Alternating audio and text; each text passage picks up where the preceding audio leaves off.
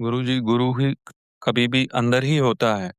वही गुरु बाहर प्रकट होता है, ऐसा बोलते हैं। इसका गहरा अर्थ क्या है? ऐसा है, गुरु तो आपकी आत्मा है। आत्मा ही आपके अंदर प्रभु का रूप है।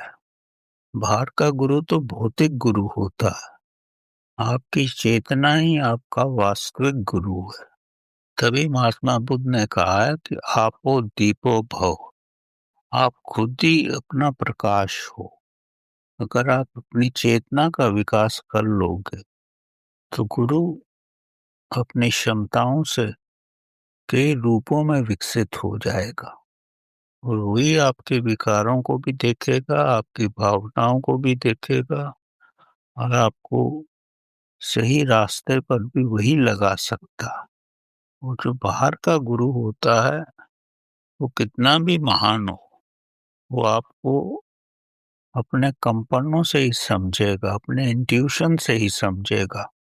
वो ठीक भी हो सकता है और किसी रूप में उसमें त्रुटियां भी हो सकती हैं, लेकिन आपके अंदर जो है, आपकी आत्मा आपको स्पष्ट रूप से बता देगी कि आपके भक्ति का स्तर कैसा है, आपके ज्ञान का स्तर क्या है, आप में कौन कौन से विकार हैं और आप क्या कर रहे हो, आपकी मनोवृत्तियां कैसी हैं। तो आपको स्वयं ही मालूम होगा।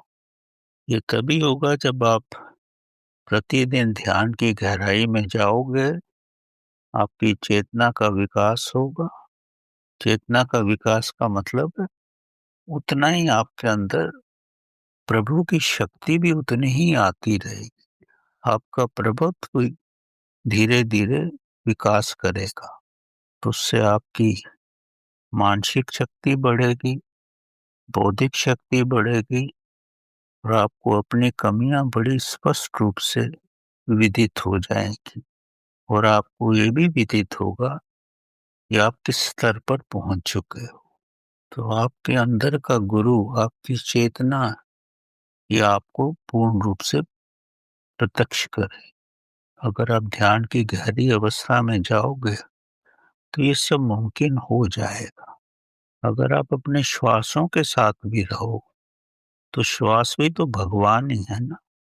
श्वासों के साथ रहोगे तो आप अपने स्वयं के साथ हो। तो उससे भी धीरे धीरे आपकी चेतना का विकास होगा। जी। अब आप सब समझ गए हो, इसको जीवन में लाओ तभी लाभ होगा। एक बार जब ज्ञान आ जाता है तो उसको प्रयोग में लाकर ही वो आपका ज्ञान बनता है। आप उसको गहराई से समझ जाते हो और फिर उस पे चलते हो तो आपका जीवन में विकास होने लगता है।